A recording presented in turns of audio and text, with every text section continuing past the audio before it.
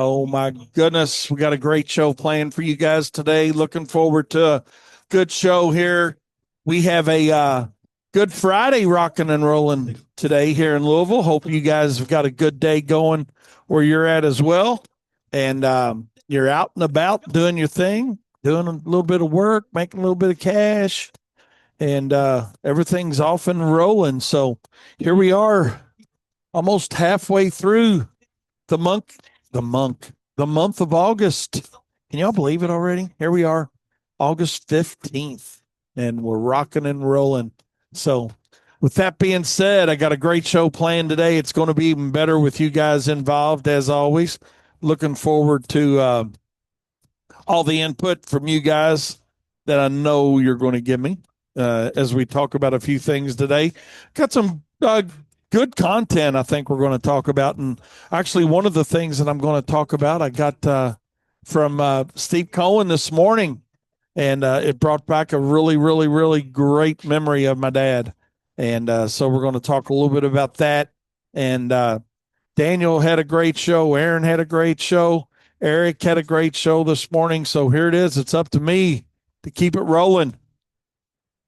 So I will do my best. I will do my best to make that happen, and we'll see where we go. We see where we go from there. But curious to know what you guys are into today. You guys working hard, hardly working. Looking forward to a good weekend. Got big weekend plans. Curious to hear what you got going for the weekend, and certainly hope you guys got a great weekend planned and in stored for yourself, or in store for yourself. But yeah, tonight I got a good weekend rolling. I think probably Friday night we have a little bit of Southern Fried Friday night. This little radio station I listen to down in Campbellsville, man, they have some really decent music on Friday night that they roll through on, and they play really good music for about 5 hours. I think they go from like 7 to midnight, and looking forward to that. We always listen to a little bit of that. That's generally our lake thing that we listen to, and it's been weird not being down at the lake this year. I'll tell you that, but we can't do anything about it, so ain't no sense in worrying about that. But going to be a good night. Going to be a good night. Tomorrow's going to be a good day. Looking forward to my granddaughter's got a birthday tomorrow. Actually, her actual birthday's not tomorrow, but her birthday party's tomorrow. And she's going to be 7. Her actual birthday is August 22nd, I think, is where we're at. But she's going to be 7. She's the youngest of 3 that Kyle has. And she's having a little pool party tomorrow night, so that's going to be fun. We'll see how that works out, but I'm sure that's going to be really fun. It always is. And I remember I remember right before Jane passed away, we had a little birthday party up there in the hospital room with her. So that was pretty cool. So good deal. That was one thing that girl loved, was her grandkids and her kids and just being a mom. So yeah, she got to experience one more birthday right there at the end. So that was really cool. So I'm not going to make a Debbie Downer out of the show, but I just thought I'd share that with you. So that's look at John says spending the weekend at the beach. Nice. Nothing wrong with that. North Wildwood, New Jersey. Never been to New Jersey, I don't think. I think we rode through it, but I don't think I've actually been to New Jersey. So needs to be one of my bucket list places, I guess. So, but other than that, up and down the East Coast, got it covered pretty good. Even Rhode Island. Done a few presentations up there in Rhode Island. And that's where I ran into, actually, here's a fun fact. Here's where I ran into something that you guys in the Northeast are familiar with, but I hadn't been exposed to it till I hit Rhode Island. And that was something, clear chowder. I was used to I'd seen the New England clam chowder, the cream base, that's my absolute favorite. and then the red base, the Manhattan. But the clear chowder was something to be reckoned with. And Mr. Lager Guest was his name. Lager Guest was the president of one of the landscape associations up there that I went up and did a presentation for. And I was telling him how I like clam chowder. He says, "Well, let's see how you like this." He said, "This is really strong," and man, was it! I tell you what, you knew it just wasn't cut very much. Like with the New England or the Manhattan, it's cut with the cream or the red or whatever. But it was good. But I'll tell you what, it was pretty daggone strong. But super great guy. I'm glad I had that experience with him. He passed away not too long after that, a year or so after I had the privilege of meeting him and him having me up to speak at their landscape association. It was a really really nice place to go. And like I said, my first experience in Rhode Island was with those guys, and got lucky enough to get back a time or two. And really looking forward to doing a few more presentations this year. I know it's kind of getting off subject a little bit, but yeah, I'm looking forward to that. So Dr. Griffin got my hip going, so back in good rocking and rolling form for that. So yeah, looking forward to that. And but hey, John, enjoy the beach, man. Enjoy the beach. I'm glad you're going to be doing that. And I still want to get you in the profit circle and talk about robotic mowing. So we haven't forgot that, and don't let me forget that. Maybe one day next week I'll try to reach out. If not, shoot me a text, and we'll see if we can't get something set up for maybe September uh, on that, or August. If you want to go that fast, I'd be happy to push my August webinar back. But yeah, certainly think you got some great knowledge to share with us on robotic mowing for sure. So with that being said, got a big shout out going to Doug too today. Talked to Doug this morning a little bit in Pennsylvania. I was thinking about you last night, Doug. I was watching a little bit of the Little League World Series and thinking, man, I really want to get up there someday. And Daniel looked it up for me about a week or so ago, and I mean, should have pulled the trigger. It started yesterday, and I think they go for a week, but it's always just really cool. Baseball is what it amounts to. So those kids get up there and they have a really good time. And we were talking about a fun fact about the Chinese. What was it? Chinese Taipei team. Uh, I think that was it. Uh, wouldn't swear 100% on it, but I think that was it. And their team and a little bit of history on that. So, but anyways, hey, we're going to take a short break and we'll be right back with more Profit Time here on Turfs Up Radio. Your industry, your station. Don't you go anywhere. Welcome back. Welcome back to Profit Time here on Turfs Up Radio.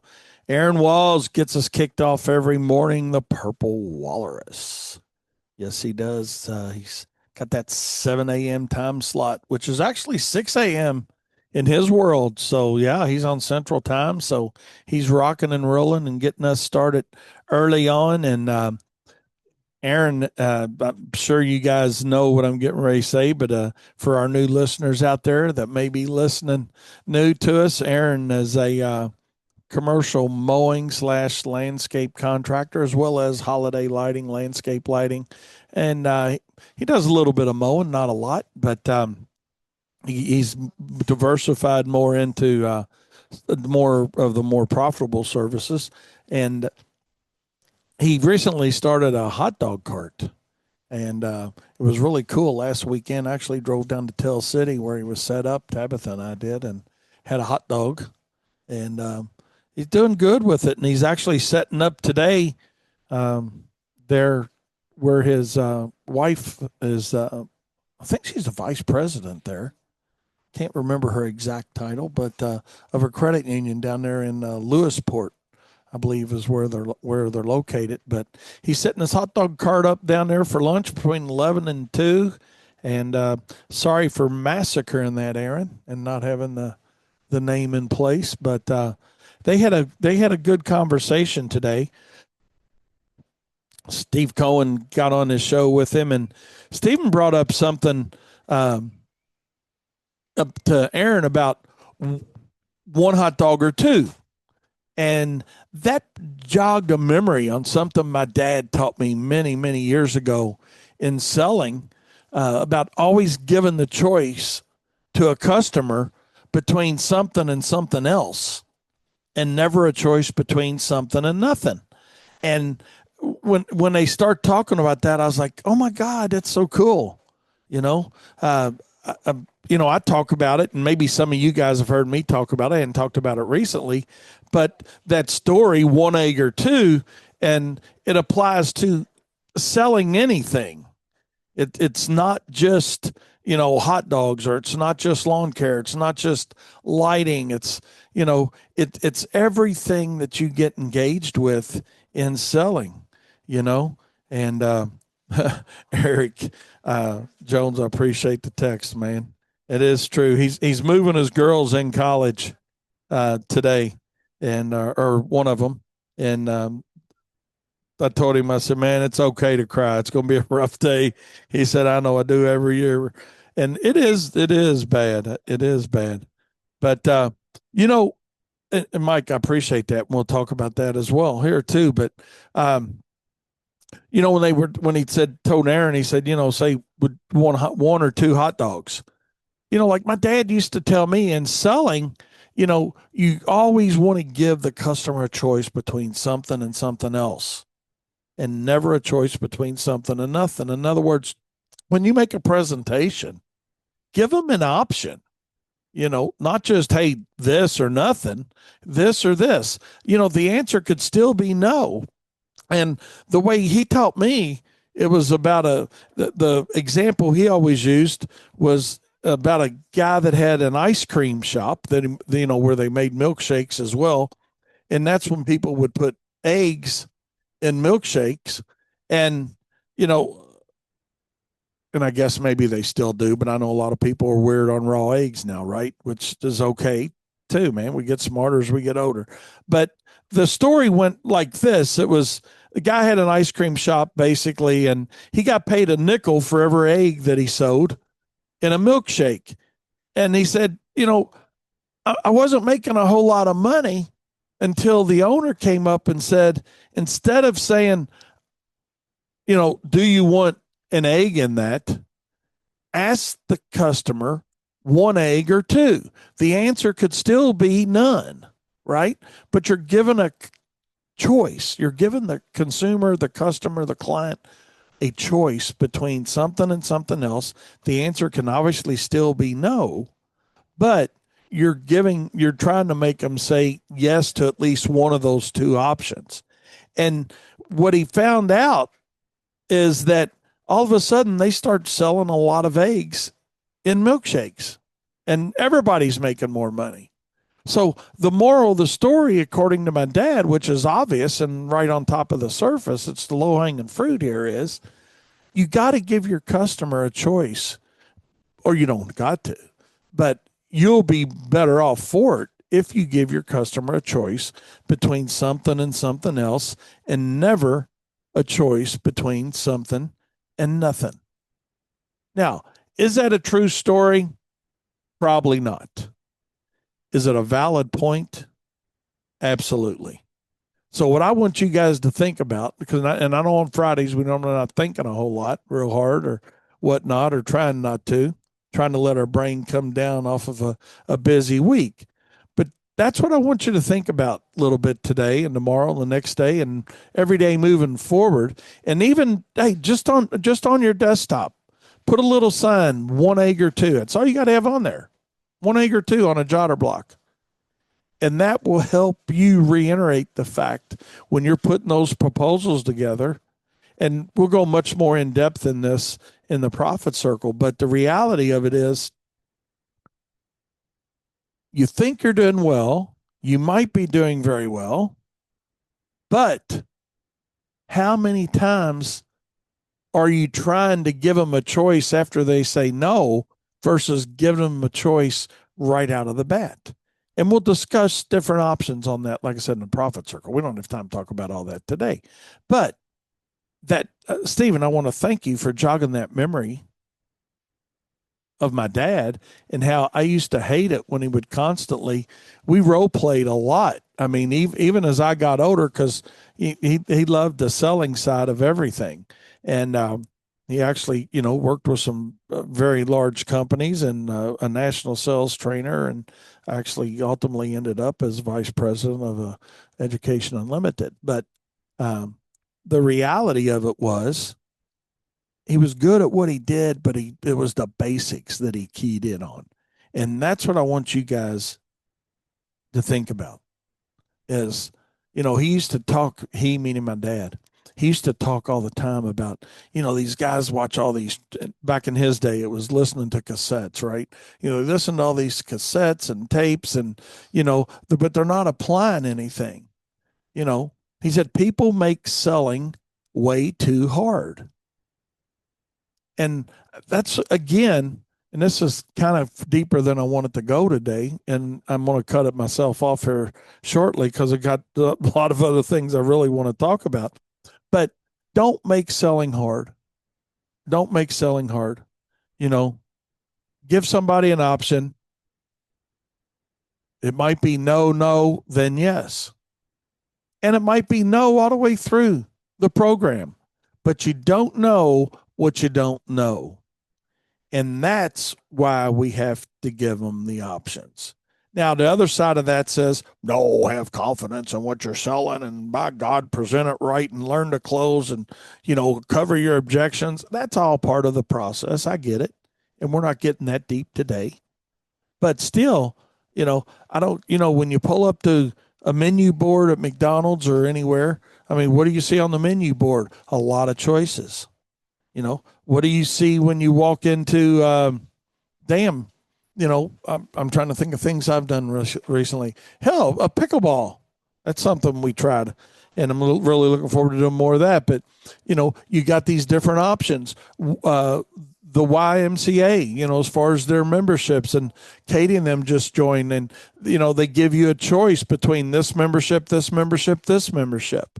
So think about that when you're putting your own proposals together of what choices are you actually giving your customers, and are they all good choices? Mike said he does the same thing with bed maintenance. Do you want the beds maintained weekly or bi-weekly on my visits? It's still, the answer could be no, but the answer could also be, damn, I really didn't even think about it. Yeah, let's do it at least every other week, So, or the answer might be, yeah, let's just do it while you're here, man. And you're going to have different pricing for whatever they choose. So be prepared for what their answer is and how you're going to respond. And that you do that through role playing. And that's something that I used to really hate but really enjoy. And I know Kyle and Katie and Daniel, we talk about it a lot around here, and even, with some of our that Jeopardy, who's sitting in here with us today helping, we talk about things about aeration and overseeding, and I got weeds in my yard, and just the other day we were talking about when a customer approaches you with something silly that we perceive as silly. Number one, it's important to them, but secondly, if you role play it before you get to the client, and it doesn't matter how much experience you got. That's the thing I want you guys with a lot of experience to think about.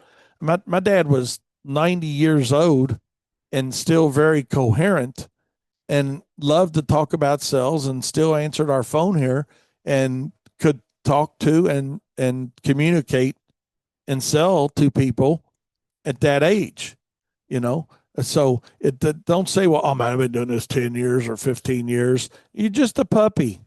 You're just a puppy, man. What you learn after you've been doing things a while are more answers to objections, and how to better cover those objections, and how to give more choices, one egg or two. So, with that being said, we're going to take another short break, and we'll be right back with more Profit Time here on Turfs Up Radio, your industry, your station.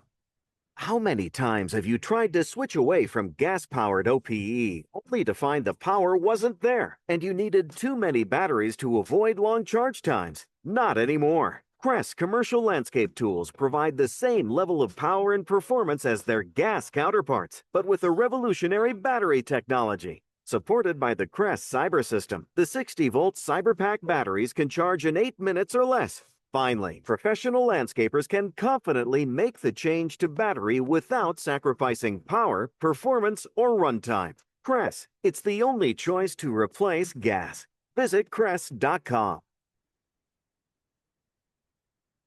Winter's coming, and that means icy sidewalks, driveways, and parking lots. But this year, don't settle for ordinary rock salt. Supercharge it with the Original Magic. Made in the USA, the Original Magic isn't just salt. It's enhanced with a patented, eco-friendly liquid from vodka and rum distillers. This unique formula melts ice faster, lasts longer, and leaves an amazing residual that keeps working long after application. It's safer for concrete, landscaping, and even handles extreme cold with ease, all while reducing your salt usage by 35 to 50%. Treat your white salt with the Original Magic liquid or supercharge your salt brine for unbeatable staying power. Available in convenient 50-pound bags. Visit theoriginalmagic.com to find your nearest dealer or learn how to become one.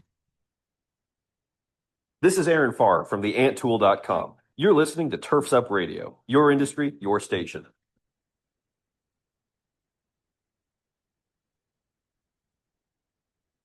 Hey, this is Fuzz from Western Products with your Turfs Up Radio tip of the week. If efficiency is your goal, consider upgrading to a plow with a contouring edge. A contouring edge, like Western's Trace Edge technology, adapts to any plowable surface from smooth pavement to uneven terrain. That means every property you service gets the same clean scrape, leaving less snow behind with each pass, even on big jobs. Not only will that save you time, it'll also save you on how much salt you need to finish the job. This is Fuzz from Western Products with your Turfs Up Radio tip of the week.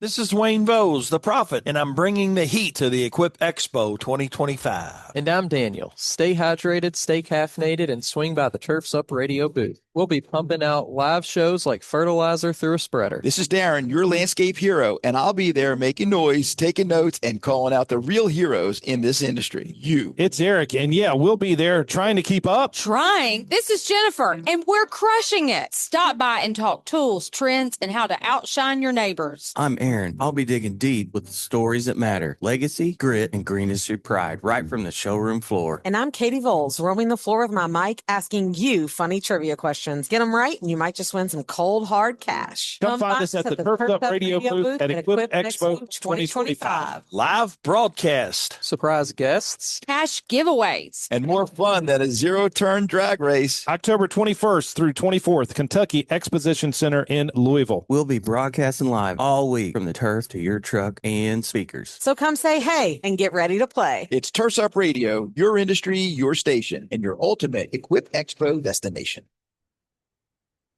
It will be here before we know it, and I'm excited. I like it. I love it. Want some more of it. It's a great time. It's a great educational opportunity.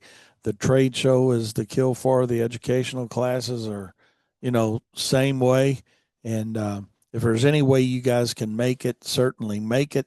Even if you can't come and spend, 3 days or 4 days or, whatever it is you can make, I guarantee you the lost production that you think you're going to have over it, and you will if you're not at work doing the work, right?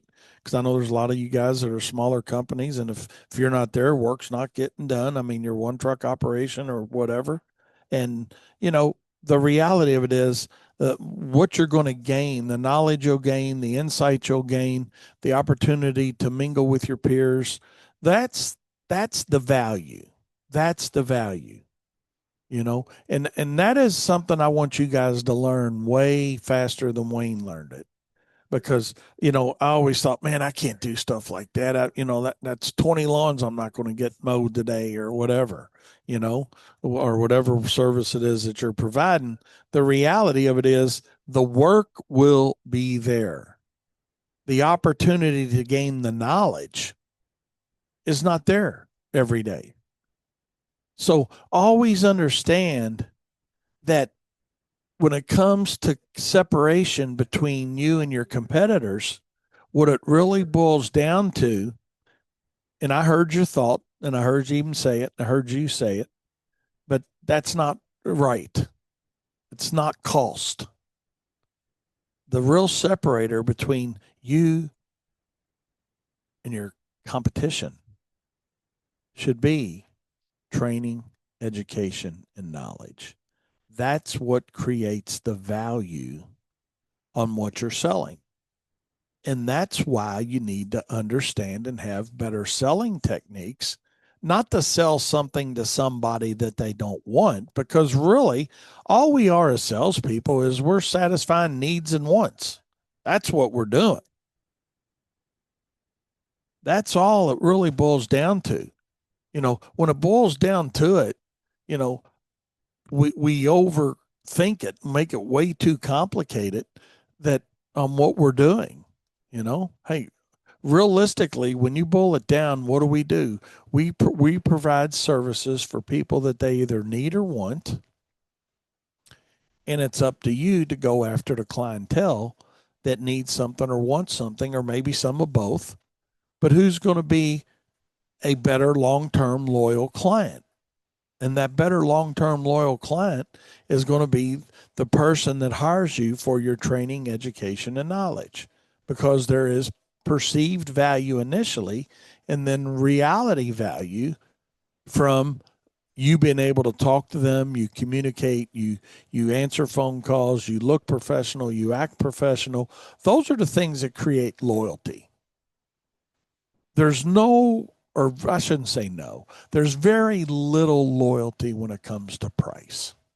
If you're the best price, cheapest price, and that's what somebody's looking for, next person that comes along a little bit cheaper, that's where they're going. That's just the reality of it. But if you want to change and increase loyalty, reduce your customer acquisition cost, and this is really getting further down the road than I wanted to, but hey, we'll go down there for a minute.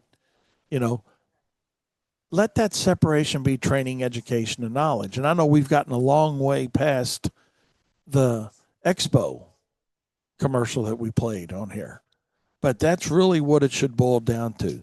Let your training, education, and knowledge be the separator between you and your competitor. When we talk about training, education, and knowledge being a separator, and not just the price, Daniel was talking about something on his show. Y'all probably heard it on, when he does his Fun Fact Friday thing. He was talking about the guy initially that, the first guy that kicked a 63-yard field goal or something, wasn't it, Daniel? Yeah, the first guy, and that was the longest field goal in NFL history at the time. And a lot of you guys probably know this, but if you don't, this guy had half a foot, no toes. So he had a foot, or half a foot, no toes on it, but he also had no fingers on his right hand. So his right foot had no toes, his right hand had no fingers. And this guy trained up and said, you know what, I'm not going to sit here and baby and cry about it. I'm going to do something about it. And what he did is turned himself into a very successful kicker. And so, it's up to you. It's up to you what you want to do, So it's just something to think about. Just something to think about. What do you want to do? So, and, something we've done, and you guys heard me talk a little bit about this the other day, that we've been doing quite a few hand flyers recently. And I don't know, I guess we've put out about 6,500 or so of those things. And, the reality of it is getting back to the basics. We talk about it all the time, but it's that time of the year. It's a slower time of the year. Even though you're doing other marketing and advertising and, and how do we make the phone ring? We do something different and better than what we've done recently, and that's get back to the basics. And like I said, and consistency is the key to that. Consistency is the key, and know that it's more than once is really what it amounts to. And the reoccurrence of getting those flyers out like that. But we're getting ready to start our second round of these flyers going out, and we've had a few calls. So the percentages generally work out, but it, we generally, if you can get about 0.5% phone calls on what you pass out, that's why I say it's got to be a lot. You got to put a lot of them out to get just a few phone calls, but then it goes back to what's your ability, So, but I did want to give you an update on that. And also, I wanted to give you an update on the guy that I was talking to you about the other day that where Kyle was trying to explain to the guy about how our billing works. And he was having a hard time understanding that we just add what we're doing for you up and divide it into like 9 payments, for an example. Let's just say somebody's on a full year with us, right? Hey, if we're going to mow your yard 35 times or 37 times, we're going to trim your hedges a couple times, whatever that turns into and looks like, then what we're doing with that simply is giving them an equal monthly billing. Well, this Kyle literally worked with this guy about 20 minutes the other day. I told y'all about that. And then he worked with him again. And finally, the guy's just confused. So Kyle's like, okay, we'll just go time and material. We'll just go time and material per visit. And that's okay too. We just really try to save them a little bit of money long haul by, go ahead and not doing a time and material job because it's, gets involved differently with that, But if that's what somebody's more comfortable with, it goes back to what we talked about just a second ago, though, of giving your customer a choice between something and something else, and never a choice between something and nothing. And that was an opportunity that Kyle worked with that guy on of, hey, here's one choice, but here's another choice. So, again, it's not wrong or right, but in some worlds, that would have been a lost opportunity or lost sell. So, kudos to Kyle on that. So, with that being said, I like sharing our stories with y'all. I just really do. I got a song here. Y'all know I don't play many songs, but I got something I want to play, and there's a reason I'm going to play it. But what I'm going to let it do, I'm going to let it lead us into our next topic, if you will, because and this actually came out, not the song, but yesterday something happened. So I'd want to play this for you guys, and we'll go from there. I don't know how you guys feel about it, but that brings the question up of why do business owners, why do just people in the field, why? Let's go with a big why. Why does somebody always want to criticize somebody else's whatever it is? Fill in the blank, criticize. And just like that song, they went through a million things, so it's not just mowing contractors saying, oh man, that's a terrible job mowing, or look at all the weeds in that yard, or look at the crabgrass, that's a terrible application, or, look at that paint that guy, or roofing, or I get so tired of hearing people criticize other people's work. And again, it's across any industry, whether it's body shop, painting, roofing, landscaping, lighting jobs, why do you feel the need to criticize somebody else's job? I just don't get it. But maybe that goes back to the training that I had from my dad. Katie brought up a really good point when we were talking about this today. She said it's because we're a very critical society. Everybody is very egotistical. She didn't say that. I added that. But our egos get in the way of it's my way or the highway. I think we need to look at it a little bit harder sometimes and say, what do we have to sell? Why do we think we're better than everybody else? Because I'm going to tell you, I could mow a yard and you could come behind it and find something a little bit jacked up, or spray, or do a landscape light, or do a holiday lighting, and vice versa. You could do something and I could come behind it and find something wrong with it. I hate it when somebody comes to my house, regardless of what service I may need, and tells me, man, that was really a shitty job that these other people did, man. That, you're not going to have that kind of junk with us. Well, first of all, you're not just insulting the person that did the job, which may be okay. Maybe it was a bad job. But you're insulting me for allowing that person to do the work and paying for that job. So I want you to keep that in mind next time you're talking to a potential customer or existing customer, and you're going to start talking bad about something they had done by somebody else. So let's put the criticism away a little bit. Stop thinking that you're better than everybody else, because here's the reality of it. And I mean, I know I'm only 62 years old, which is older than a lot of you, but younger than some of you. The reality of it is, and I'm a firm believer in this, and I've seen this in all aspects of life, in business life, in my athletic life when I was heavily involved in athletics.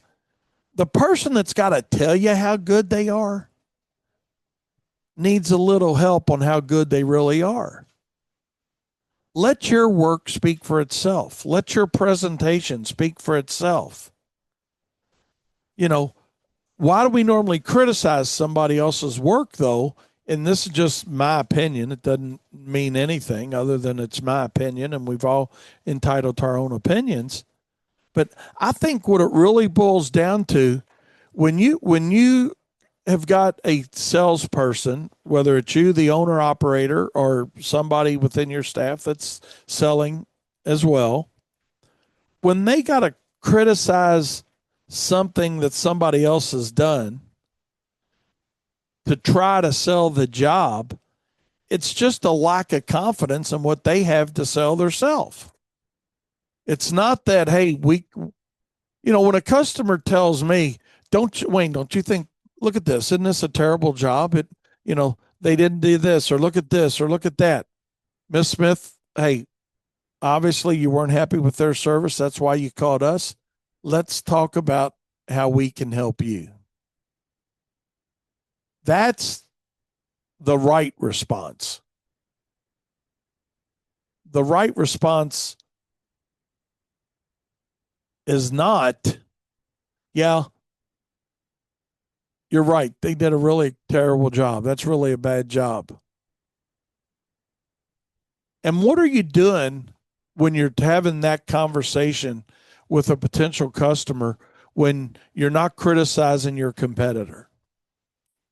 I personally think that you're building a little more respect between you and the client, or you and your potential client, that, hey, this guy's not, Wayne's not going to talk bad about his competitor. Hey, obviously you're not happy, right? You wouldn't have called me if you were happy with what you had. So let me tell you how we can help you. Let me tell you how that hopefully is not an issue with us. But what I want everybody to remember during this conversation that I'm having right now is, we've all lost customers over quality. And if you haven't, you don't have enough customers. That's just the reality of that. You can write that down and keep that in your back pocket, because that'll come to truth one day for you if you're sitting there saying, well, I've never lost a customer over quality. You have, or you will. Maybe they told you it was something else, but it was probably some of those cancellations are quality driven cancellations. But what you got to do is remove your ego to be naive enough to think that you're doing every job perfectly and it's always the customer's fault. Because as my buddy Heckabus used to say all the time, and this is something he taught me here on Turfs Up Radio when I first met him,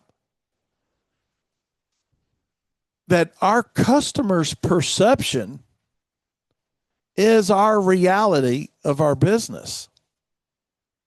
It's not what we think about our businesses. It's not what you think as a equipment operator or an applicator or a light hanger or whatever it is. Of course, you're going to think you do a good job, and you probably do a good job. But it's the customer's perception of what a good job is the one that matters. Now, some people, how many times haven't we had this discussion? Some people you just can't make happy.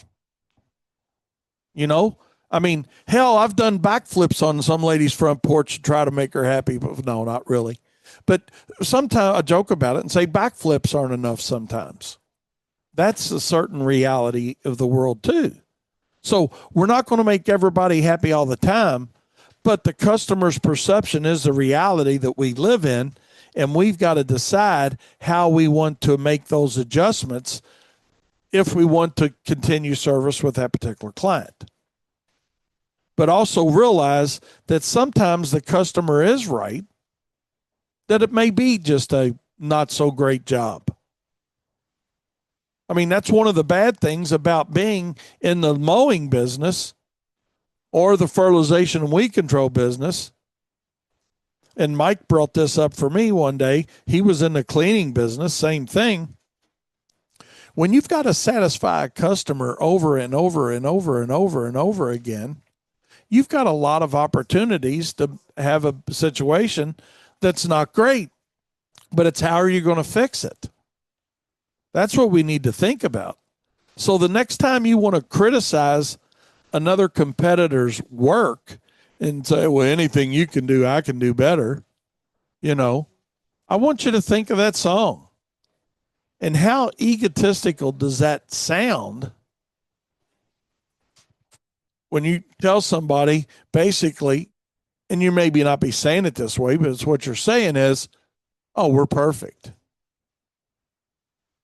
You don't have to be perfect. You certainly don't have to criticize your competitor. And if you want to have more confidence and to sell what you do, guess how you do it? Training, education, and knowledge. So sell without criticizing somebody. That's going to lift you to another whole level of professionalism. There's no reason to lead a conversation into a negative debate with the client, because there's people out there, and I'm one of them. I will try to lead a salesperson to say a negative. Y'all have heard me say this before about something else. If I have somebody coming out to look at painting my house, for an example, what do you think of that painting job that I got? Well, I don't know. Yeah, it looks pretty rough, but if he or she would have said, we probably would have done that a different way. Let me tell you how we would do it. That's a professional answer. That's a more professional answer. So think about what you're saying, and you're not saying it with an egotistical attitude that says, hey, we're perfect. God, yeah, you're right. That's terrible. That's not going to happen with us. Just give us a chance. There's a completely different way of saying that same thing without saying that the person ahead of you did a really shitty job. And know that the best answer is going to be Miss Smith, Mr. Smith, ABC Company. It doesn't matter if it's residential or commercial. I understand you may have had some problems in the past, and that's why you called us. Let me tell you how we can help you. And you're going to set yourself up for a different level of professionalism that they're not used to. Now, you may set yourself up for a ticket right out the door, too, you know? But more times than not, what I think you're going to get is a little more respect, a little more professionalism. And when you get the respect and the professionalism and you follow through with a good service, doesn't have to be perfect because nobody's perfect. There isn't but one person that walked on water. We're all going to have mistakes. We're all going to have to answer, hey, why'd you do it this way? Or why do I have this in my yard? Or why'd y'all not trim? Why didn't you blow off my deck? Why is there a light bulb that's not leaning at 180 degrees? I told y'all about the guy that had us move a bush that was a quarter of an inch off. A quarter of an inch. We didn't even have to use a shovel. We stepped on the other side of the bush, and now it was even. So a lot of it goes back to expectations, but we're not going to get into that today. But the whole point is, don't criticize your competitor because nobody's perfect. Sell based on your own merit, your own value of your services, and create a sense of professionalism for you and your company that's completely different from what they're used to. And that's how we can establish a little more loyalty to our business. And the better the loyalty, guess what we have? If we have better loyalty, it means we've got better retention and loyalty, right? So things do happen. But hey, what are you doing to create loyalty to your business? That's another discussion for another day.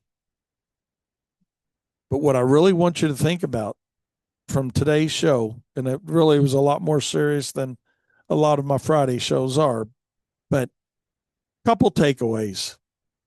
Number one, don't criticize your competitor. And number two, in the selling process, always ask 1 egg or 2. Hope you guys have a great weekend. Be safe. We'll see you Monday. And remember, profit is not a dirty word.